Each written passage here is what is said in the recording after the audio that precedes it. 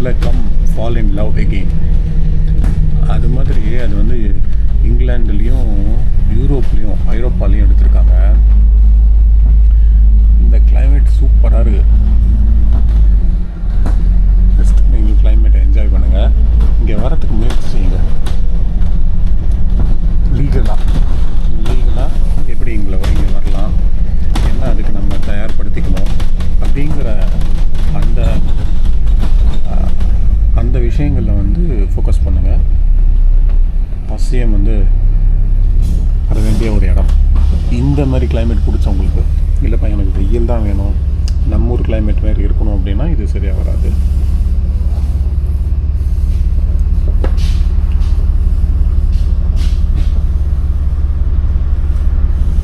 இங்கே வீட்டுக்கு மேலெலாம் வந்து இன்னும் ஆண்டனா இருக்குது. நம்ம தூர்தர்ஷன் பார்க்குற சமயத்தில் ஆண்டனாக்கள் உபயோகப்படுத்தியிருப்போம். அந்த மாதிரி ஆண்டனாக்கள் வந்து எங்கள் வீட்டு மேலே நிறையா இருக்குது. எல்லா வீட்லேயுமே இருக்குது முக்கால்வாசி. நான் அது இல்லாத வீடு ரொம்ப கம்மியாக தான் பார்க்குறேன். அது இன்டர்நெட்டுக்காக உபயோகப்படுத்துகிறாங்களா, இல்லைன்னா இங்கே ஸ்காட்லாண்டுக்குன்னு டெலிவிஷன் இருக்கா அப்படின்னு தெரியல. நான் இன்னும் கண்டுபிடிக்கணும். இப்போ தான் கொஞ்சம் கொஞ்சமாக வாவ், அங்கே அப்படியே மலையே ஃபுல்லாக மறைஞ்சிடுச்சு. அந்த பனி மூட்டத்தில் அங்கே நேஷ்னல் வேலஸ் மானுமெண்ட் இருக்கா, அது அப்படியே மறைஞ்சிடுச்சு. இப்போ நம்ம தாண்டுறது தான் வந்து ஸ்டெர்லிங் ஓல்டு பிரிட்ஜு.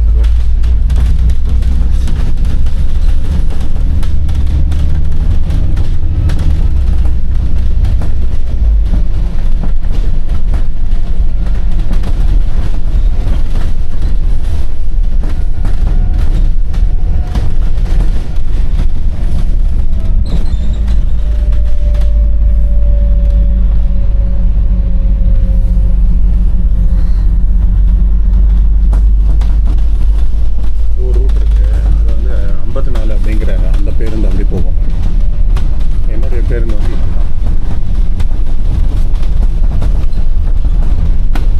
ஒரு ஃபுட்பால் கிளப்பு, ஃபுட்பால் மேட்சஸ் வந்து இங்கே நடக்கும். ஃபுட்பால் அப்படின்னு ஒன்று ஞாபகம் வருது. நான் வந்து ஒரு ஃபுட்பால் பிளேயர். எங்கள் அப்பா வந்து ஃபுட்பால் ஃபேன். ஃபுட்பால் வந்து இங்கே ஃபுட்பால் கிரவுண்ட் இருக்குது. சாயங்காலம் 7 மணிக்கு மேலே அந்த குழந்தைங்கள்லாம் வந்து 7 மணிக்கு மேலே ஃபுட்பால் ப்ராக்டிஸ் பண்ணுறாங்க. எனக்கு பார்க்கும்போது வந்து குளிர் நடுங்குது.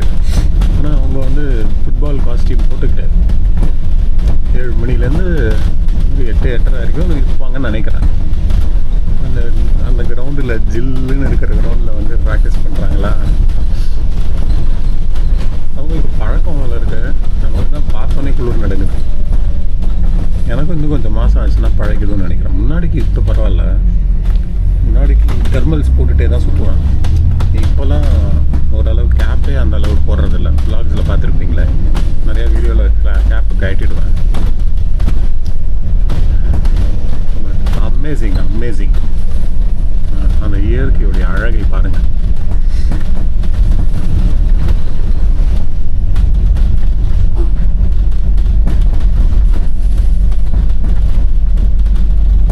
அங்கேருந்து தான் போன விலாக் போட்டிருப்பேன். ஒரு விலாக் வரும், நேஷ்னல் வேலஸ் மானுமெண்ட்னு. அது மேலே ஏறி அந்த இடம் ஃபுல்லாக சுற்றி பார்த்துட்டு சுற்றி இறங்கியிருப்பேன். அந்த இடம் இப்போ எவ்வளோ அட்டகாசமாக தெரியுது. வாவ். இப்போது சாலையில் நடுவுலேயே வந்து பேருந்து நிறுத்தம் இருக்குது. பார்த்தீங்களா, சிக்னல்லாம் கிடையாது. ஆனால் நடக்கிறவங்க வந்துட்டாங்க அப்படின்னா பேருந்து நின்றோம். அவங்க வந்து கை காமிச்சிட்டு போவாங்க, நன்றின்னு. இங்கே பேருந்து பஸ் ஸ்டாப் தெரியுதா, ரோடுக்கு நடுவில் இருக்குது.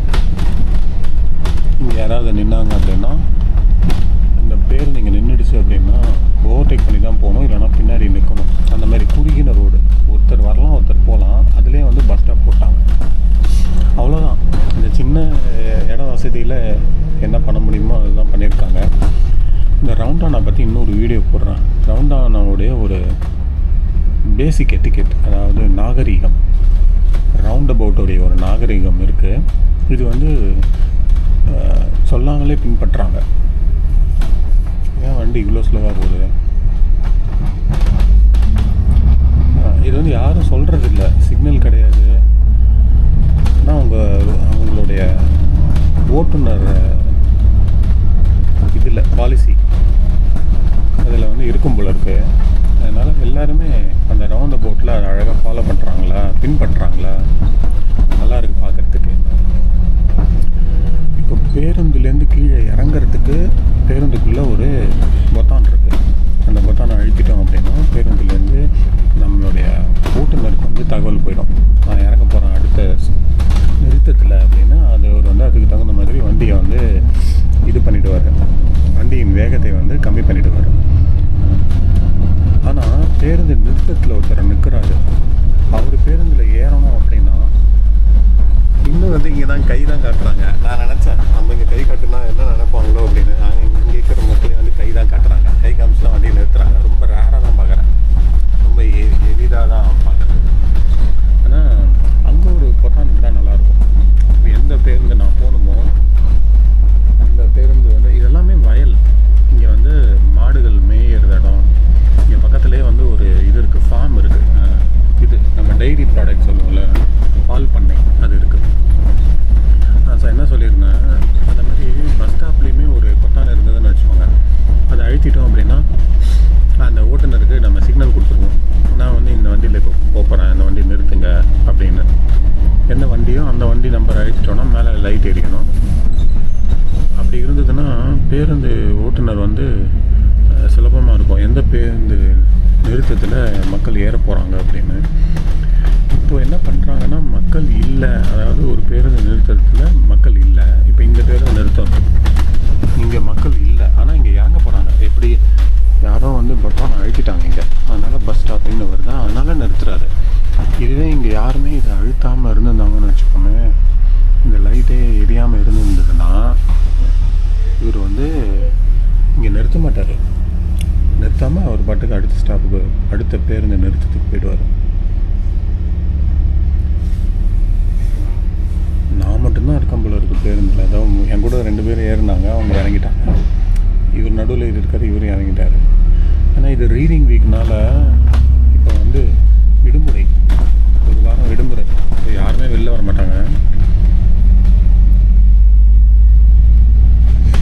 அதனால பேருந்தெல்லாம் வந்து ரொம்ப காலியாக தான் போகுது. திங்கட்கிழமைலேருந்து திரும்பி வேகம் எடுத்துரும், கூட்டம் வந்துடும், மக்கள் கூட்டம் வந்துடும்.